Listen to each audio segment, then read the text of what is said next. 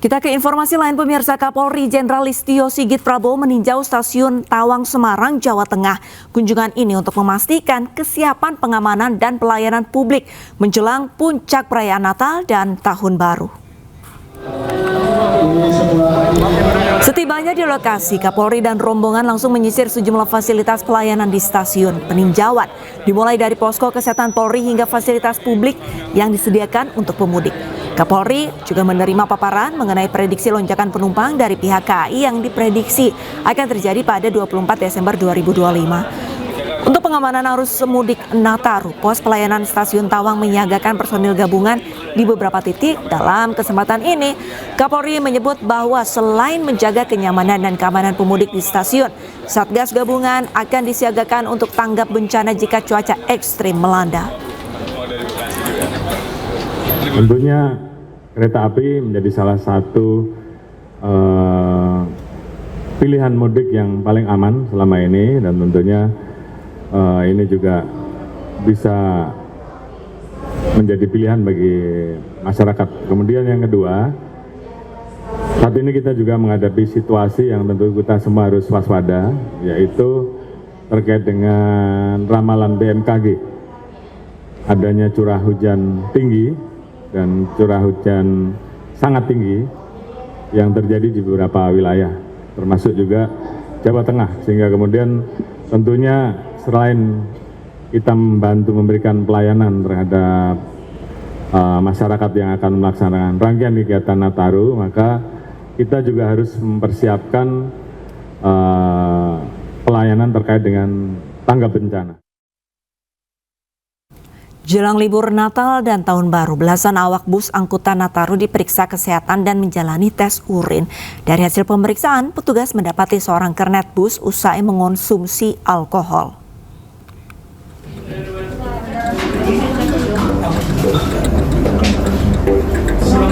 Satu persatu awak bus angkutan Nataru menjalani pemeriksaan urin oleh petugas gabungan Satpel Terminal Bus Kalideres dan BNN DKI Jakarta.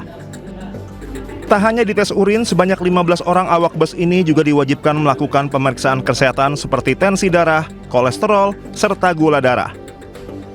Dari hasil pemeriksaan tes urin dan kesehatan, seorang kernet bus kedapatan usai mengonsumsi alkohol. Akibatnya petugas melarang kernet bus ikut serta membawa pemudik Nataru. Pemeriksaan kesehatan dan tes urin ini merupakan syarat utama bagi awak bus sebelum melakukan perjalanan demi keselamatan pemudik yang akan berlibur panjang di kampung halaman.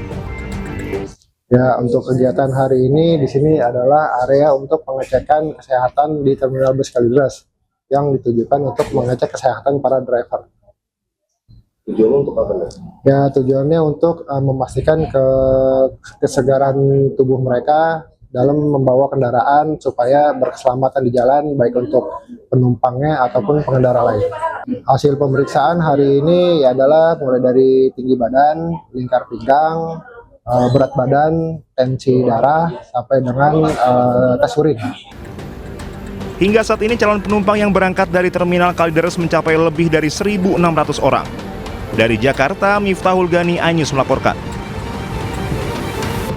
Gerakan Ayah mengambil rapor anak ke sekolah ramai dilakukan.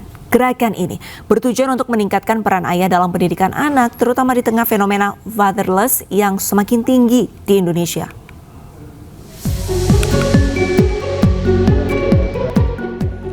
Kegiatan pengambilan rapor anak ke sekolah kini tak lagi didominasi oleh ibu, tapi juga ramai dilakukan oleh sosok ayah. Ini merupakan inisiasi dari Kementerian Kependudukan dan Pembangunan Keluarga melalui gerakan Ayah mengambil rapor ke sekolah atau Kemar.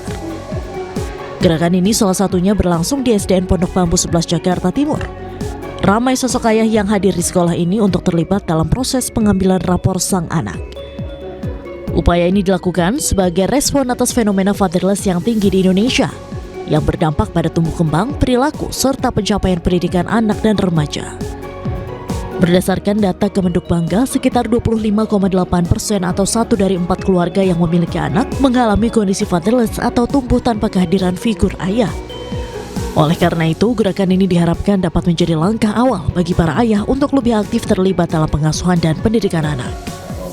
Gerakan Ayah mengambil rapot bagian dari jawaban kebutuhan psikologis anak-anak yang hari ini menurut data kita 25,8% anak-anak kita mengalami fatherless atau kehilangan sosok ayah. Karena itu dulu kita pernah bikin program untuk gerakan ayah mengantar anak, maka hari ini kita tindak lanjuti dengan bikin program gerakan ayah mengambil rapot. Sempatkan sedikit saja waktunya untuk bisa mengetahui perkembangan anaknya. Jangan lihat prestasinya. Insya Allah setiap anak itu juara. Dengan adanya gerakan ini diharapkan terjadi keseimbangan peran dalam pengasuhan dan anak dapat tumbuh dan berkembang dengan lebih baik. Dari Jakarta, Hadisti Arifah Sutrisno, iNews melaporkan. Industri animasi Indonesia terus menunjukkan perkembangan signifikan seiring meningkatnya kebutuhan konten kreatif baik di pasar nasional maupun global. Kementerian Ekonomi Kreatif Republik Indonesia mendorong distribusi industri kreatif film animasi melalui Forum Industri Film Animasi.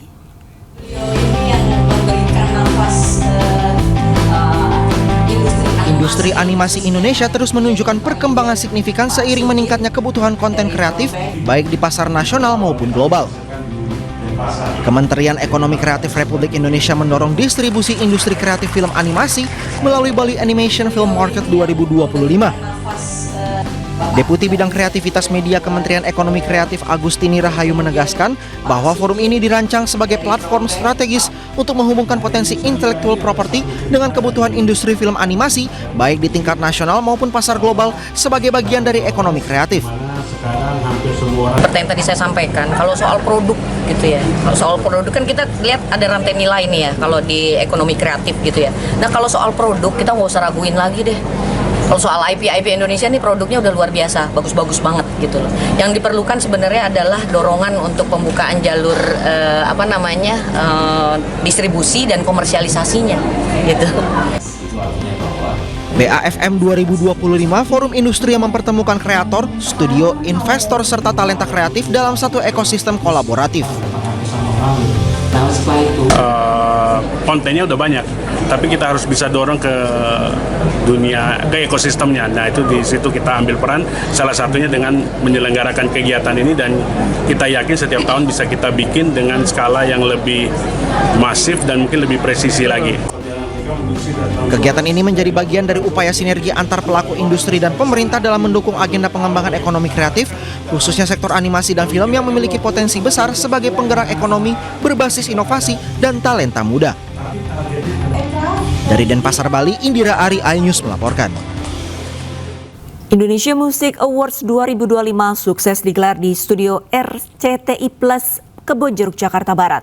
Ajang yang dimaksudkan untuk memberikan ruang apresiasi dan kolaborasi bagi masa depan industri musik Indonesia turut didukung Kementerian Ekonomi Kreatif Republik Indonesia.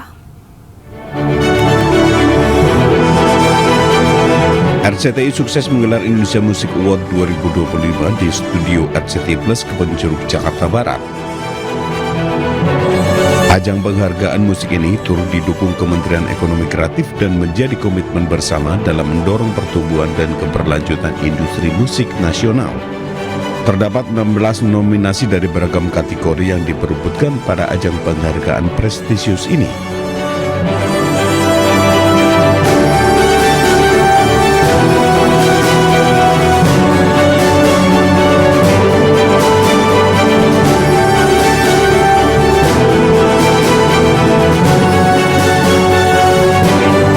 Sebagai penyelenggara, RCTI secara konsisten menghadirkan ruang apresiasi, exposure, dan dukungan berkelanjutan bagi para musisi Indonesia melalui berbagai platform dan program unggulan. Dari Jakarta, Indira Utomo, Sadu Santo, Jaka Samsa, iNews melaporkan. Polisi menyarankan Roy Suryo CS untuk mengajukan pra-peradilan terkait kasus ijazah Jokowi. Informasi selengkapnya usai jeda.